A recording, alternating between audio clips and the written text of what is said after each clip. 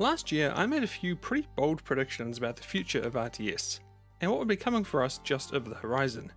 And I've got to say, I was pretty darn happy with the results. For reference, this is the chart that I put together for the Is RTS About to Come Back video, and you can see that in speculation I had 4 games that I predicted.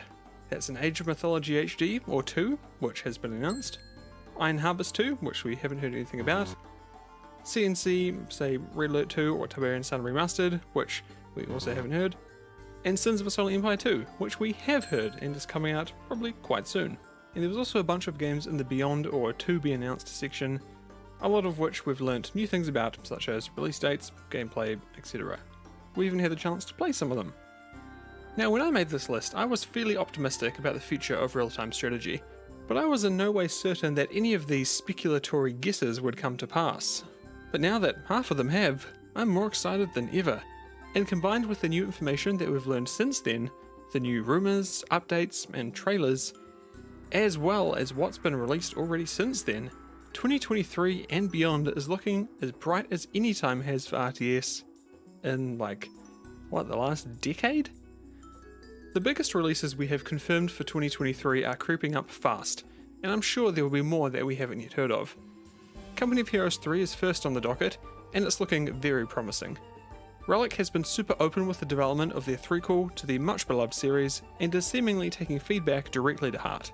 I took part in the multiplayer test a week ago, which I'm sure a lot of you did as well, and while there were definitely some issues that needed fixing, I enjoyed my time and I can't wait to jump back in as soon as my review code hits my inbox.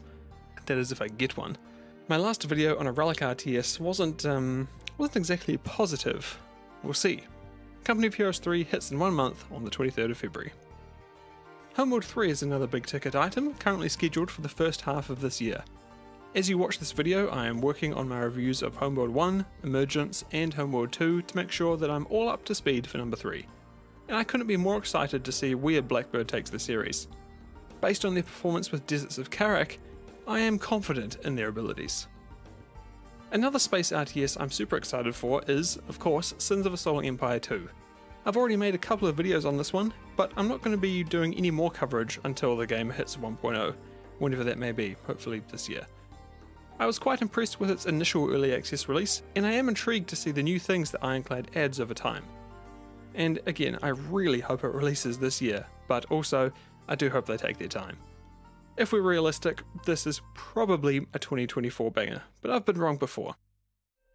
There are of course a bunch of others scheduled for this year, though I wouldn't be surprised if some saw delays or release dates pushed into the next.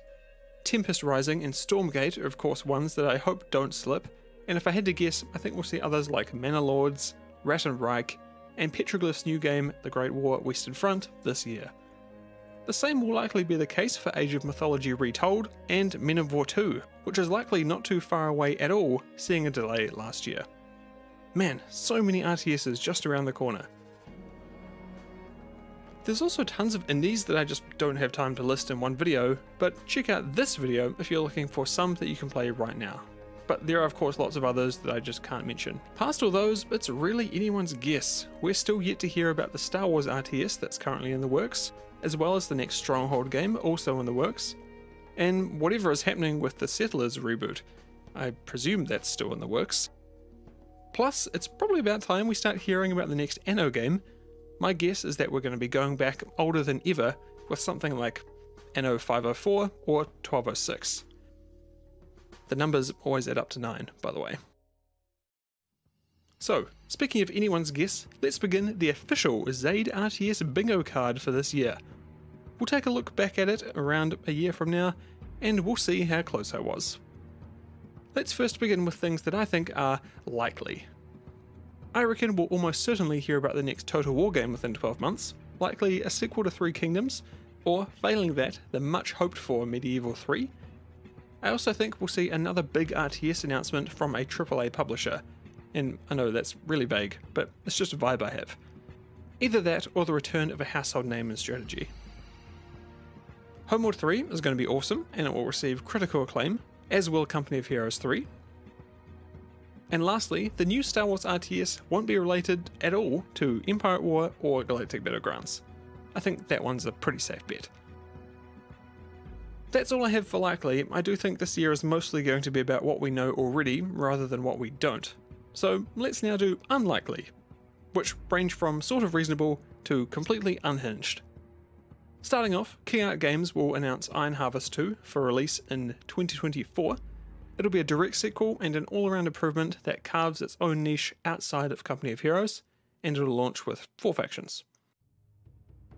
The next Stronghold will be announced as a direct sequel to the first game, and it will render Stronghold 3 non-canon, and it'll be in 2.5D. We won't hear anything about Command & Conquer from anyone this year, but we will in 2024. Homeworld 3 will receive full mod support, in line with what Homeworld 2 was capable of. Total Warhammer 3 will receive a DLC system overhaul for new and existing players. And while we're all on the huffing copium train, Rise of Nations will have a remaster / remake / definitive edition announced in time with its 20th anniversary this year. Alright, that's it. That's all I've got. I can't wait to revisit this in 12 months or so and see where I landed. I'd also love to hear your predictions too, so please drop them in the comments and share the craziest hopes and thoughts you have for the future of RTS. Thanks very much for watching.